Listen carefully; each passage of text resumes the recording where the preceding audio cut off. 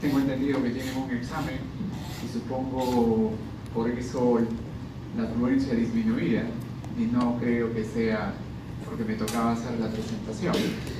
Así es que vamos a hacer la presentación de manera rápida. Hoy nos toca hablar acerca de lo que es crisis epiléptica o epilepsia. Es un tema muy importante, ¿ok?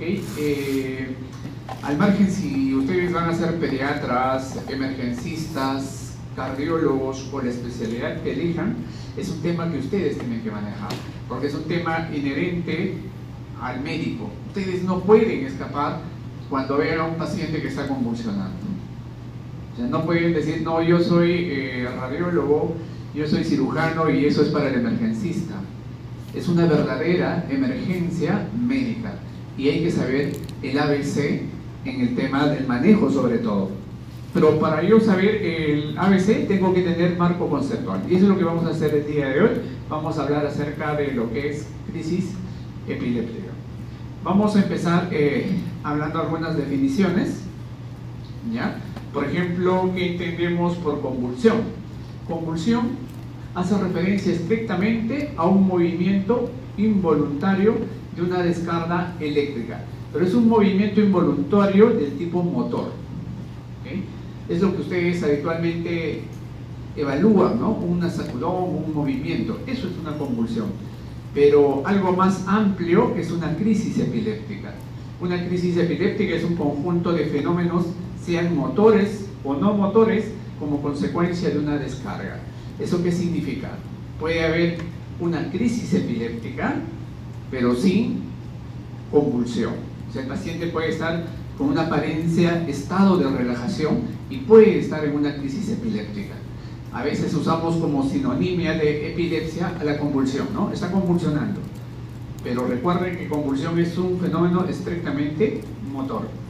Entonces, ¿qué entendemos por epilepsia? Es una enfermedad crónica del sistema nervioso central de etiología diversa que se va a manifestar por 2 o más de crisis paroxísticas, con una sintomatología que puede ser motora, psíquica, sensorial, sensitiva o vegetativa, como vamos a ver más adelante.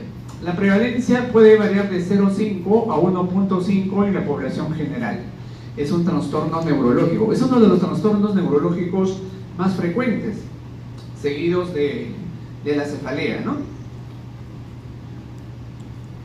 En relación a la etiología, ¿qué es lo que hace que un niño, un adulto o un adolescente convulsiona? Entonces nosotros vamos a ver como causas conocidas y en otro grupo como causas desconocidas. En causas conocidas, asociado a enfermedad cerebral como las metabólicas. Dentro de esos tenemos enfermedades cerebrales, tumores, errores innatos del metabolismo, mucho cuidado en los lactantes menores de 6 meses, encefalopatías progresivas, causa conocida pero por agresión del sistema nervioso central, en la etapa prenatal, infecciones congénitas, una mamá no controlada o una mamá que se infecte con citomegalovirus, con toxoplasma, puede condicionar un tipo de convulsión en el pequeño, ¿no?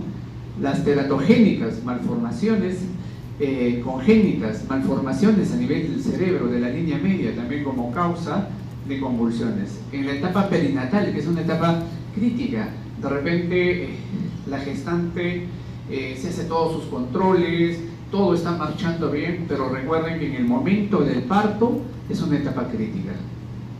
Todo lo que estaba yendo bien puede complicarse. Y de esas complicaciones no son raras, todo lo contrario, son frecuentes, y ahí donde nosotros debemos estar lo suficientemente preparados. ¿Qué consecuencias puede traer? Una encefalopatía hipóxico-isquémica, o sea, una depresión, un sufrimiento fetal puede condicionar una encefalopatía hipóxico-isquémica. Cuanto más tiempo va a traer como consecuencia una convulsión, un daño neurológico irreversible, irreparable, ¿no?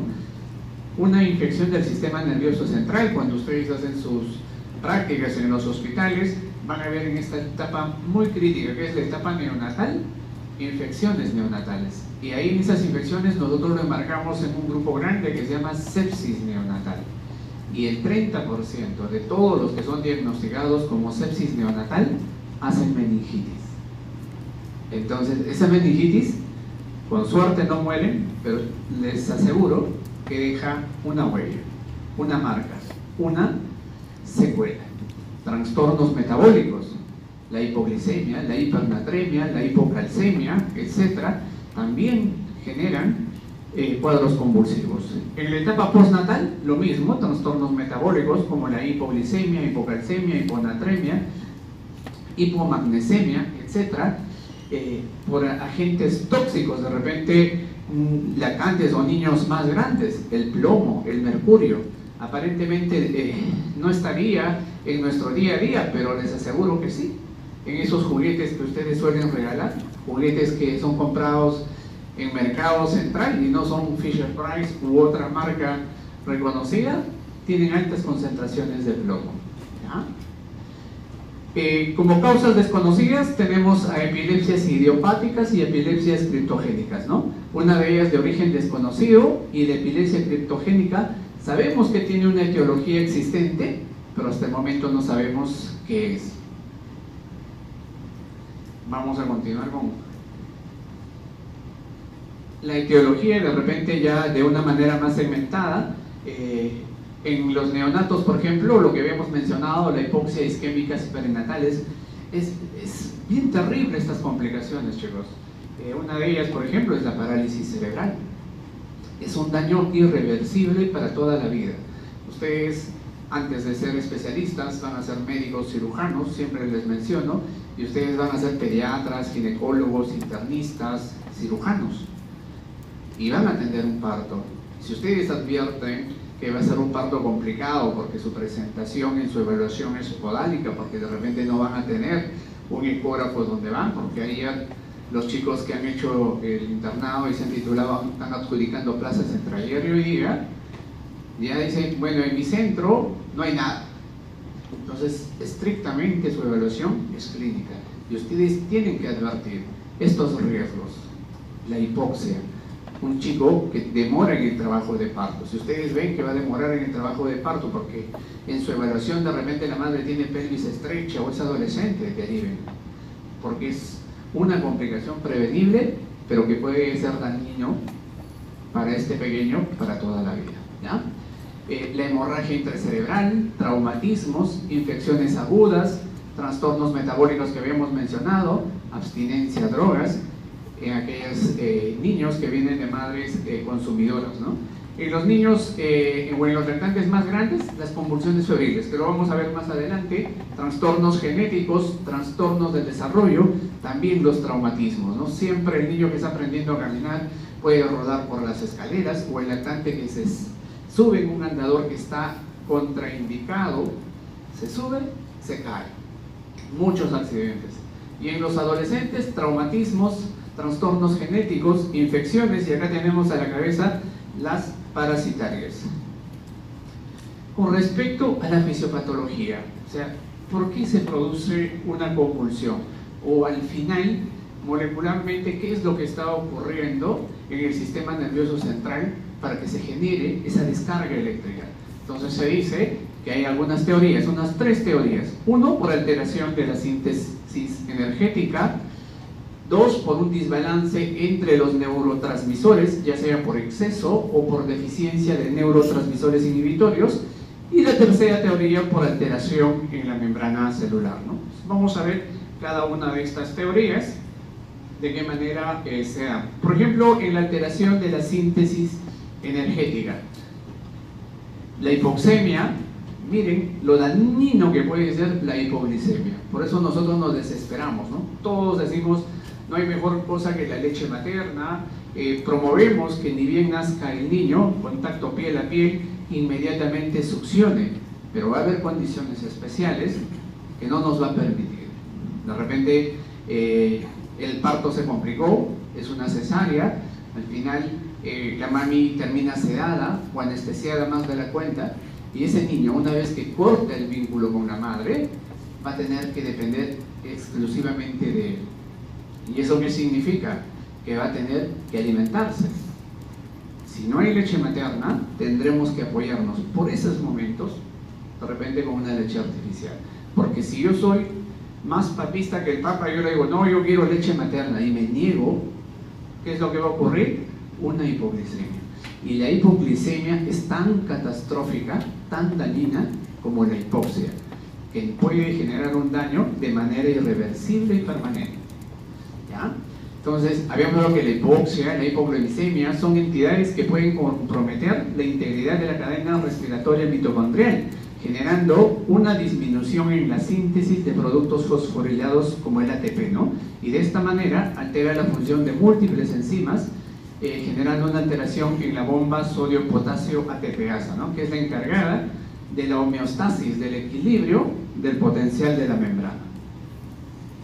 Esa es una teoría, alteraciones de la síntesis energética. La otra que habíamos hablado, el desbalance, la pérdida del equilibrio entre los neurotransmisores, ya sea excitatorios e inhibitorios, ¿no? Por ejemplo, acá tenemos un neurotransmisor excitatorio como el glutamato, que produce despolarización sincronizada en gran números de neuronas. Si por algún motivo este neurotransmisor está en exceso, genera una despolarización. Y todo lo contrario, si hay una deficiencia o una cantidad insuficiente de los neurotransmisores inhibitorios, ¿como quién? Como el GABA, ¿no? Al haber una disminución, también puede generar unas descargas hipersincrónicas, generando o terminando en una convulsión, o en una crisis epiléptica, ¿no? Y la tercera teoría era una alteración de la membrana celular, ¿no?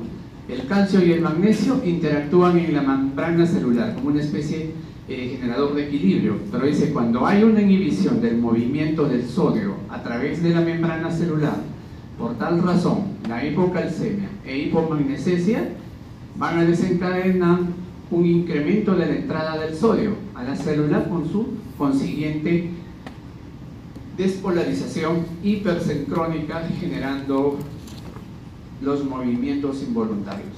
En este gráfico lo que estamos visualizando es la fisiopatología, ¿no? Disminución de lo que es el GABA, incremento de los neurotransmisores excitatorios como el aspartico y el glutámico, o una alteración en la conducción transmembrana por alteración de los iones sodio, calcio y magnesio. Clasificación. ¿Cómo nosotros clasificamos? La verdad, esta es una clasificación estrictamente académica. Realmente tener clínicamente una clasificación es bien complicado. Son pocas las veces que nosotros vamos a ver a un niño o a un adulto convulsionando y tener la certeza de la clasificación. Pero de alguna manera nosotros tenemos que clasificar. Y nosotros lo clasificamos en función de la propagación de la descarga eléctrica.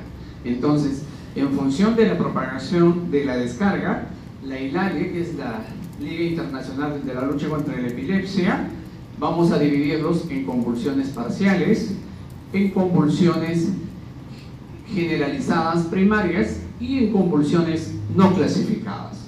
Dentro de las convulsiones parciales tenemos las parciales simples, que habitualmente no hay trastorno de conciencia, básicamente son fenómenos sensoriales. Es como ustedes suelen ver en las madres preeclámpticas o eclámpticas que tienen acúfenos, tienen un olor parecido o algún problema visual. Eso es considerado como una convulsión, ¿ya? Convulsiones parciales complejas, generalmente ya hay compromiso del sensorio, y convulsiones parciales con generalización secundaria. ¿Eso qué se dice o a qué se refiere? Que de inicio es una convulsión parcial, focal, localizada, pero en segundos o en un determinado tiempo termina generalizándose. O sea, lo que puede iniciarse en movimiento en una extremidad termina haciendo movimientos de repente de manera generalizada. Pero el segundo grupo hace generalizadas primarias. ¿Eso qué significa? Desde el primer momento las descargas es a todo nivel, ¿no? Y en este grupo tenemos, por ejemplo, las crisis de ausencia. Es una patología que es relativamente frecuente en el escolar. ¿Ya? Vamos a ver algunas características más adelante, conocida también como pequeño mal o petit mal. El más conocido, de repente el que representa en general las convulsiones, es el gran mal. Las convulsiones generalizadas primarias, las convulsiones tónico-clónicas, ¿no? También tenemos las tónicas, atónicas y mioclónicas. Y en el tercer grupo tenemos el gran grupo de convulsiones no clasificadas. Son muchísimos más, muchísimos más. Solamente estoy mencionando dos acá que nos atañe a pediatría, como son las convulsiones neonatales, que vamos a ver la clasificación de Wolf más adelante, y los espasmos infantiles, ¿no? O el espasmo del sollozo que nosotros llamamos. Acá tenemos una representación gráfica de la primera clasificación, ¿no? De las convulsiones focales o parciales, ¿no? Donde menciona que la propagación se inicia en un solo lugar y también puede quedar ahí nada más, pero como ven acá en el gráfico, en un inicio puede ser solamente en el segmento 3 y 4, 1, 2 normal, y es por eso que en esta representación del electroencefalograma inicialmente lo que corresponde al foco 1, 2 está normal, pero vemos que si hay ondas alteradas aquí, donde se da la descarga, y ya vemos que hay una generalización secundaria. Primero se dio esto y una generalización secundaria que se da a todo nivel. ¿Sí me dejo entender? Entonces, esta es una focal parcial. Focal parcial. Ahora, esto, vuelvo a repetir, es una clasificación estrictamente académica. Lo clínico, lo real, esto puede variar en cuestión de segundos. Puede empezar así y terminar así. No hay manera de saberlo, salvo que el paciente esté conectado a un monitor, un electroencefalograma permanente, y en ese momento convulsiona, ¿no?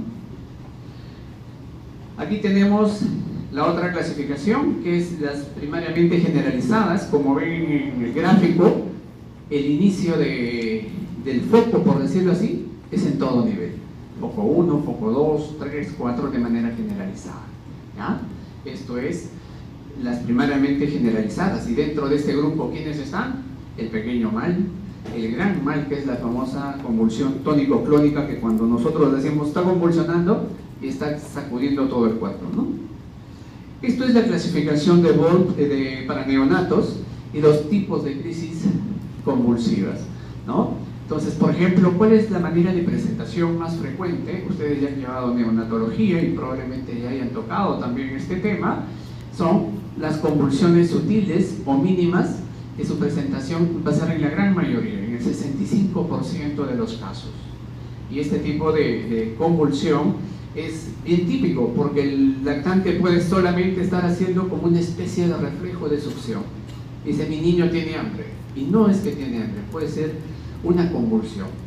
Pero para yo saber eso, tengo que tener el ojo clínico y sobre todo el antecedente de este pequeño. Si ha habido algún problema en el último trimestre y sobre todo durante la etapa del parto, ¿no? O de repente está moviendo las patitas y la mamá dice, mi niño va a ser futbolista, y no, está haciendo esa sensación de pedaleo, que es un tipo de convulsión sutil del neonato, ¿ya? Mucho ojo. El otro tipo tenemos las clónicas, se presentan en un 20%, las tónicas de presentación en un 10%, y de las mioclónicas en un 5% de los casos. Acá tenemos algunas características. Nuevamente regresamos a la primera clasificación de la ILAE. Recuerden que hay tres grandes grupos: las primarias parciales, las primarias generalizadas y otros tipos de convulsión. Dentro de estas convulsiones parciales simples, recuerden que habíamos mencionado, generalmente son, si es de presentación somática, existe parestesias. Si son fenómenos visuales, puede ver luces, alucinaciones visuales, puede haber una alteración o pérdida del equilibrio. Si hay una presentación autonómica, puede haber como un flushing, sudoración, piloerección. Puede haber sonidos, olores diferentes. Si hay una alteración a nivel de la función cortical superior, también con síntomas psiquiátricos, ¿ya? Y es una convulsión. Entonces tenemos convulsiones parciales simples.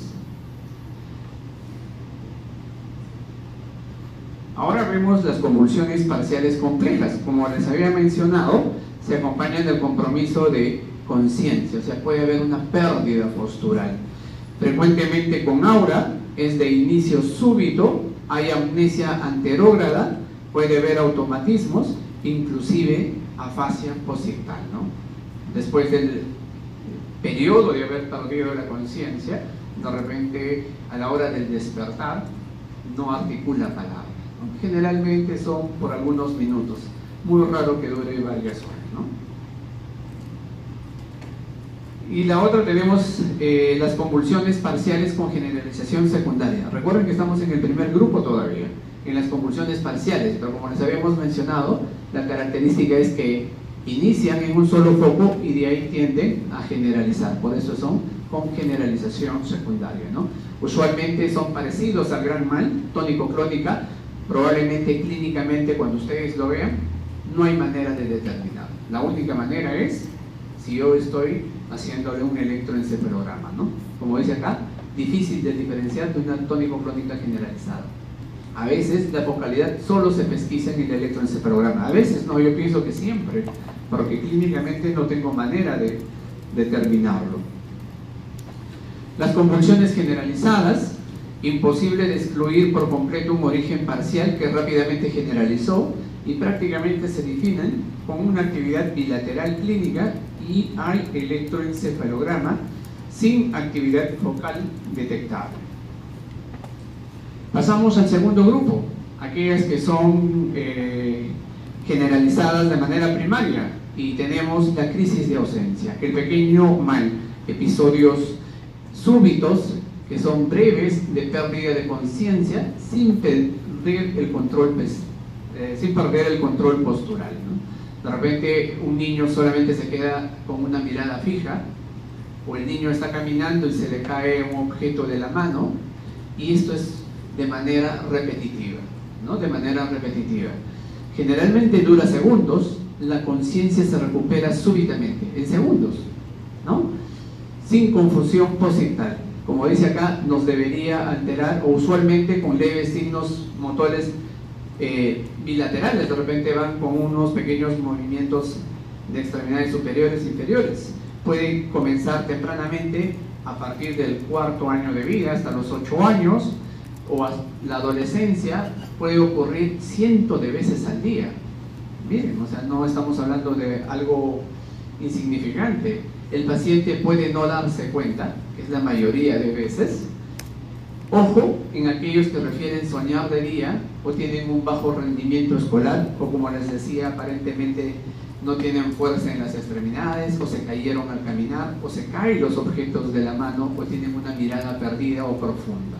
En un niño, considerar esta posibilidad que estoy frente a una convulsión llamada crisis de ausencia, pequeño mal o petit mal. Este es lo más conocido, ustedes ya lo reconocen. Esta es la convulsión típica que se describe, es la convulsión tónico-clónica. Son el tipo principal de convulsión en 10% de los epilépticos. Las más comunes producidas por alteraciones metabólicas, o sea, una hipocalcemia, una hiponatremia, una hipomagnesemia, una hipercalemia, etc. Su presentación va a ser una convulsión tónica clónica generalizada. Inicio súbito, hay contracción muscular tónica, puede haber un grito llanta o un llanto fuerte, alteración en el patrón respiratorio, acumulación de secreciones, motivo por el cual puede generar obstrucción de las vías respiratorias y llevando a una cianosis. Puede haber una contracción brusca del músculo macetero, entonces puede generar una mordedura de la lengua. No es bonito ver este tipo de convulsiones, porque puedo yo estar dando esta charla y bruscamente caerme, y caerme de mala manera. Entonces estos pacientes que no son controlados vienen con lesiones graves, hasta se tequean. Lesiones, cortes, pérdida de dentadura, corte de la lengua por los dientes. Entonces, el que tiene este problema no solo es el manejo convulsivo, sino es un apoyo psicológico importante, ¿ya? Porque tiene temor de salir, porque no se sabe si le va a coger caminando en la calle, si está en el carro, se vuelve una persona estrictamente dependiente.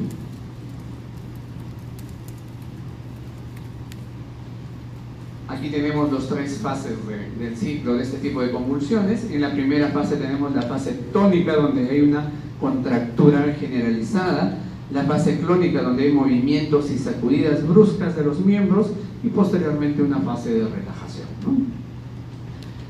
¿Qué más podemos ver en este gran mal o esta convulsión tónico-clónica? Aumento del tono simpático.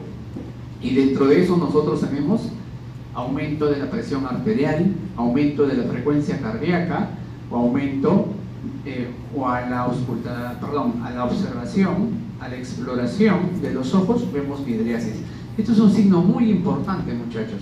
De repente ustedes van a ver que llega una paciente, sea varón, mujer, adolescente o adulto joven, aparentemente con un síndrome conversivo. Muchas veces nos ha llegado, y cuando nosotros queremos explorar y hacer la apertura ocular, hay resistencia. Y si logro vencer, vemos que hay una reacción correcta a la estimulación por la luz. Entonces yo digo, la persona está bien, probablemente está fingiendo, pero yo puedo asumir, no, es una conversiva, está en un síndrome conversivo. No esperen el movimiento tónico-clónico. Por esta característica del tono simpático, puede estar convulsionando de verdad. Entonces, si ustedes van y evalúan que está en midriasis o hay una disminución de su concentración de oxígeno, es decir, está desaturando, están frente a una convulsión. Mucho cuidado. Después de 10 a 20 segundos evoluciona una fase clónica. La fase de relajación va aumentando en tiempo hasta el cese del periodo ictal, ¿no? Que aproximadamente puede durar 1 minuto. El periodo posictal, sin respuesta, hay una flacidez muscular, puede haber una hipersalivación excesiva, relajación de esfínteres y la recuperación de la conciencia gradual, que puede ser en minutos y hasta horas. ¿Se imaginan? Ya yo termino convulsionando, termino lesionado, cortado, meado. Es trágico. O sea, de los que nosotros hemos conversado con los adolescentes o adultos jóvenes, su calidad de vida se altera grandemente. Entonces, saber comprender, ¿ya? Y en nuestras emergencias llega, ¿no? Y lo traen los bomberos y decimos, mira cómo lo traen al paciente. Ni siquiera tenemos ese sentido de humanidad de saber que no está en su capacidad de controlar, pero así llega. Entonces, es una manera para nosotros también darnos cuenta que efectivamente ha sido una convulsión, porque de repente tiene una lesión. ¿Qué ha pasado? Lo hemos encontrado tirado en la calle y lo vemos con una escoración, una lesión, y de repente que se ha meado. Y nadie más nos da más información. Suficiente con esas 2 informaciones para saber que yo he convulsionado, porque tengo pérdida y relajación de esfínteres, pérdida de conciencia y se ha lastimado. ¿Se dan cuenta? Un conversivo, no esperen ver que esté tequeado, con una herida grande, sangrante, con pérdida de diente. El tequeado se convulsiona como que así despacito, ¿no? Perdón, el conversivo, ¿no? Ustedes le ponen la mano para que se caiga en la cara y cae de costado. Entonces van a aprender ustedes a evaluar cuando ya sean internos, ¿ok? Y llegue ese tipo de pacientes, tengan mucho cuidado de la evaluación para ver si estamos en un conversivo o con alguien que ha convulsionado y ha habido pérdida de conciencia.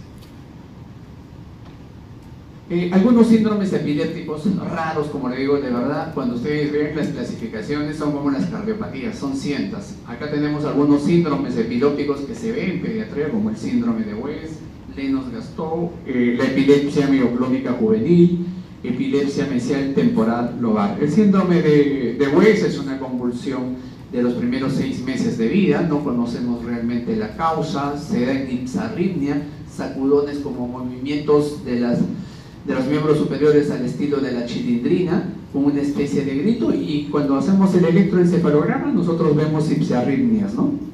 O imágenes en Spears. Son patologías que la verdad personalmente también los he visto pocos, salvo el síndrome de West, que de este grupo es uno de los más, entre comillas, frecuentes, ¿no? Esto es pan de cada día, por decirlo menos. Esto sí tienen que saberlo, porque les va a llegar. Estoy completamente seguro que en algún momento ustedes, sean pediatras o lo que fueran, van a estar frente a esta entidad, que son las convulsiones febriles. ¿Cómo definimos una convulsión febril? Tenemos 2 tipos, ¿no? La convulsión febril simple y la convulsión febril compleja. Y acá tenemos las características, ¿no? Febril simple, si vemos que el episodio convulsivo es generalizado. Simple, su presentación es generalizada. La duración inferior a 15 minutos. Y el otro dato es única durante el episodio febril agudo y debe presentarse en un niño de 6 meses a 5 años, del rango de 6 meses a 5 años. Y lo más importante, no tiene alteración neurológica, no debe tener una alteración neurológica. Ustedes tienen que estar seguros que esa fiebre no procede del sistema nervioso central. Entonces, crisis convulsiva generalizada, duración menor de 15 minutos y presentación única en el episodio febril, define convulsión febril simple. ¿Y qué define la convulsión febril compleja? Los mismos parámetros, pero las respuestas cambian, ¿no? Como cuál es una crisis convulsiva parcial. Pudiera entender cuando es parcial o el movimiento de una extremidad, esa debe ser simple. Todo lo contrario. Si ustedes están frente a una convulsión parcial, están a una convulsión febril compleja. Si la duración en el otro era menor de 15 minutos, acá es superior a los 15 minutos. ¿Ya? Y puede haber 2 o más episodios convulsivos dentro de las 24 horas. Y tiene que tener la misma condición, igual que la convulsión febril simple, que van niños de 6 meses a 5 años y no tener alteración neurológica previa. Esto es otro tema y esperemos que nunca lo vivan, pero se suele ver. Habitualmente, la gran mayoría de los episodios epilépticos o crisis epilépticas tienden a autolimitarse. Pero si acá uno de ustedes empieza a convulsionar, nosotros vamos a decir, por teoría, estadísticamente, la mayoría de las convulsiones cesan solas, así es que no hacemos nada. ¿Se imaginan eso si el papá o uno de ustedes ingresa a la emergencia y tomamos esa actitud? Probablemente nos pegan, ¿no? Nos gritan, sacan su cámara y nos empiezan a filmar, ¿no? Que es lo primero que hacen ahora. No hace nada. Entonces, aquí hacemos el ABC como vamos a ver más adelante, pero no siempre se da así. Puede desencadenar y terminar en un estatus epiléptico. Acá, como dice, su mortalidad puede ir altísima, de 8 al 20%. O sea, de un paciente que llegue a estatus epiléptico, su posibilidad de muerte es altísima. De uno de los docentes de ustedes, su hijo se formó igual que ustedes, fue nuestro interno, fue nuestro alumno, nuestro interno, y si fue a su cero. Le dio un estatus epiléptico, estaba solo en la casa donde se alojaba y falleció.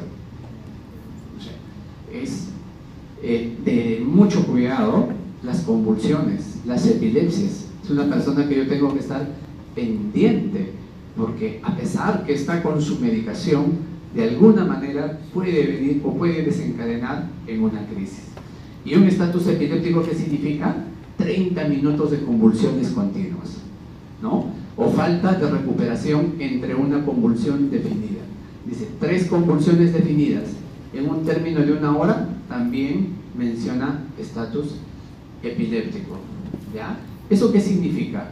Si yo, de manera práctica, de manera operativa, en la cancha, cuando yo estoy en la emergencia, si veo que un paciente ha pasado 5 minutos porque ya lo trajeron de la casa y llega a mi emergencia convulsionando, yo estoy pensando que ese paciente va a llegar a estatus epiléptico.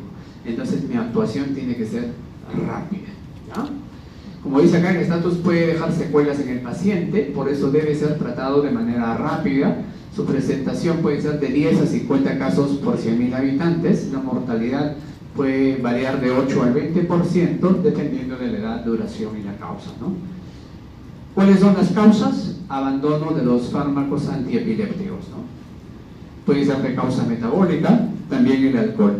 Así es que, chicos, o bien toman o bien no toman, ¿no? Y si van a dejar de tomar, de a poquitos, porque que suprime bruscamente también puede convulsionar. Eso ocurre en aquellos que toman medicamentos como benzodiazepinas. Que toman benzodiazepinas No lo vemos nosotros porque es edad pediátrica, pero se va que a los que suprimen bruscamente también pueden convulsionar. ¿Ah? Factores que desencadenan una crisis: abandono de la medicación, obvio, alteraciones metabólicas, una uremia, hiper o hipoglicemia, alteración del calcio, privación brusca del alcohol. Miren, ¿no?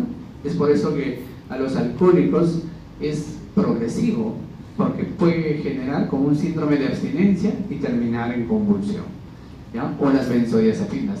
Algunas intoxicación por drogas o fármacos también pueden ser la convulsión, como isoniazida, metilxantinas, traumatismos cráneoencefálicos. Una caída puede desencadenar en una convulsión.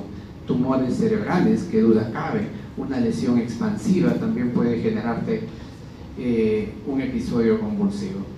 Infecciones del sistema nervioso central.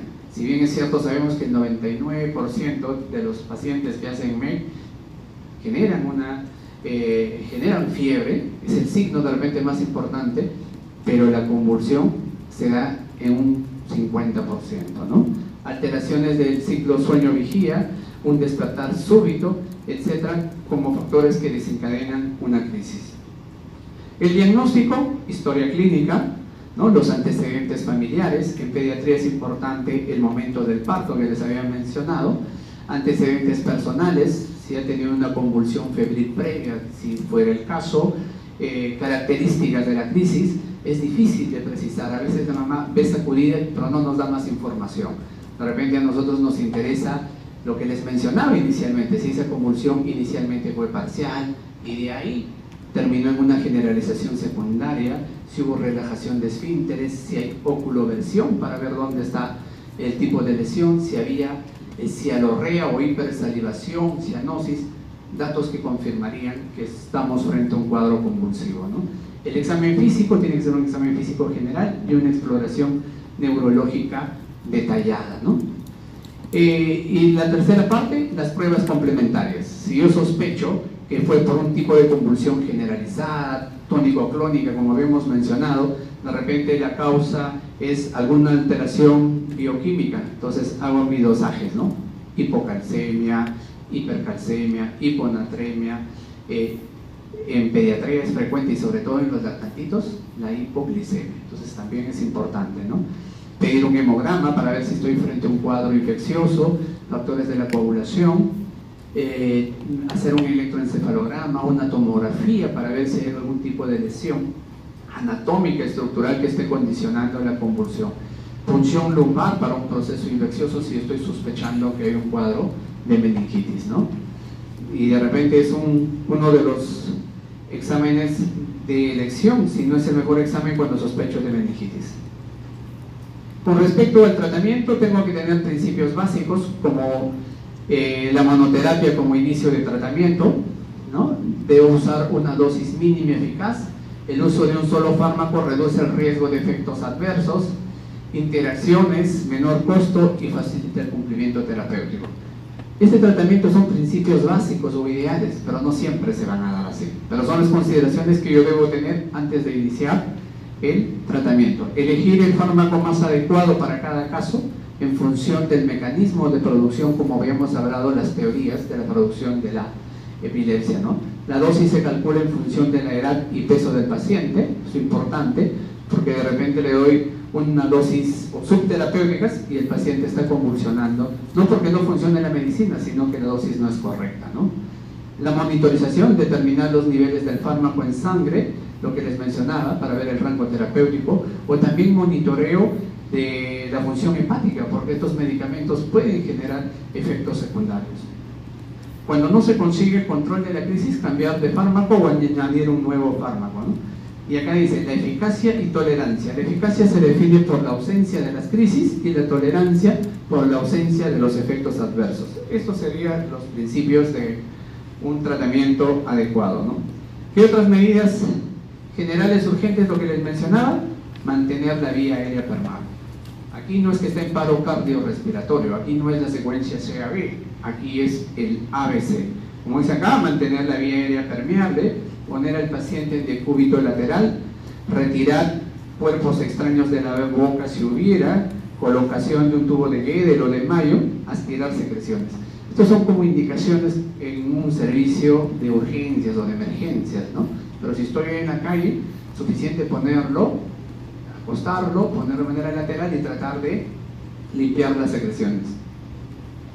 Proteger al paciente para evitar lesiones por traumatismos o caídas, valorar la administración de oxígeno con mascarilla, canalización de una vía venosa periférica, informarse del tratamiento que recibe antes de la llegada del hospital, si fuera el caso, monitorización de constantes vitales, como temperatura, frecuencia cardíaca. De repente está haciendo una convulsión febril, ¿no? Sobre todo en los lactantitos que mencionaba de 6 meses a 5 años. Control de glucosa mediante tierra reactiva. Y de ser el caso, que es una hipoglicemia, como dice ahí el manejo, nosotros damos un bolito de dextrosa al 10%, 12 cc por kilo, ¿no? De manera rápida y oportuna. Ya les he mencionado que la hipoglicemia es catastrófica, secuelar en los pacientes. Ya estamos a 2 gráficos de terminar. Este es el esquema de manejo, este es el algoritmo de manejo, que es idéntico en pediatría, que es idéntico en adultos. ¿Ok? Este es el esquema donde se inicia con diazepam o lorazepam. Nosotros iniciamos un paciente que está convulsionando, tónico-clónica, etcétera, con pérdida postular, con pérdida de conciencia, a 0.25 miligramos por kilo. ¿No es cierto? Es lo que nosotros hacemos los primeros minutos, inclusive hasta los 10 minutos. Si vemos que las convulsiones continúan, pasamos de manera rápida, de manera inmediata, al segundo paso, que es la fenitoína. Entonces nosotros de manera de hoy ya decimos vamos a epaminizar, por el hecho de la epamina, ¿no? Que es el nombre comercial de la fenitoína. Hacemos una dosis de carga inicial que es de 20 miligramos por kilo y esperamos. Pero si vemos que en esos breves 3-5 minutos el paciente sigue convulsionando, nosotros damos una segunda carga de fenitoína, pero a esta cantidad, de 5 a 10 miligramos. Pero si bien es cierto, a estas alturas, creo que más del 90% deja de convulsionar, pero hay un pequeño grupo, sobre todo aquellos que tienen parálisis cerebral o tienen algún daño neurológico de base, siguen convulsionando. Entonces lo que nos dice nuestro esquema, el uso de fenobarbital, una dosis de carga de 20 miligramos, y si persiste la convulsión, hacemos una segunda dosis de fenobarbital, pero de 5 a 10 miligramos por kilo. Si nosotros vemos que la convulsión persiste, ya a estas alturas yo estoy frente a un estatus epiléptico. Yo ya estoy frente a un estatus epiléptico. Este paciente, el siguiente paso son anestésicos generales. O sea, el paciente va a requerir una intubación. ¿Ok? Entonces damos anestésicos como el propofol, pentobarbital, midazolam. Yo la verdad, antes de llegar a fenobarbital, y van a ver algunas guías actuales, uso el midazolam. Me ha dado excelentes resultados. Y las bibliografías actuales están considerando ya a esta altura del esquema. Pero tienen que tener mucho cuidado. El midazolam deprime el sistema respiratorio. Te da una dosis de carga y no tienen las condiciones para hacer un manejo de paro respiratorio, van a tener graves problemas. Mucho cuidado con el midazolam, porque sí es un buen medicamento para la convulsión. Y en este último gráfico nosotros lo que estamos viendo es, en función del tipo de convulsiones, cuál es el fármaco de elección o qué fármaco vamos a elegir. Por ejemplo, si tengo una epilepsia generalizada, el de primera elección, ácido valproico. Si tengo una epilepsia parcial, carbamazepina, pero como segunda elección, el ácido valproico. Si tengo una epilepsia mioclónica, ácido valproico. Si tengo una crisis de ausencia o un pequeño mal, ácido valproico. Hay de segunda línea otros medicamentos, pero como ven en pediatría, uno de los medicamentos versátiles, después que yo rescaté de la crisis epiléptica, de inicio, si están ustedes lejos y no han podido determinar, vean que el ácido valproico es uno de los medicamentos de elección de primera línea para el manejo de lo que es convulsiones en pediatría. Muy bien, chicos, gracias. No sé si hay alguna pregunta, alguna duda, sino para dar pase al excelente doctor Benny Cohen. Y gracias por su paciencia, porque el doctor está desde las 7 de la mañana esperando. ¿Alguna duda, chicos? ¿Ninguna? ¿Todo claro? Ya. No estén tensos, igual se van a jalar.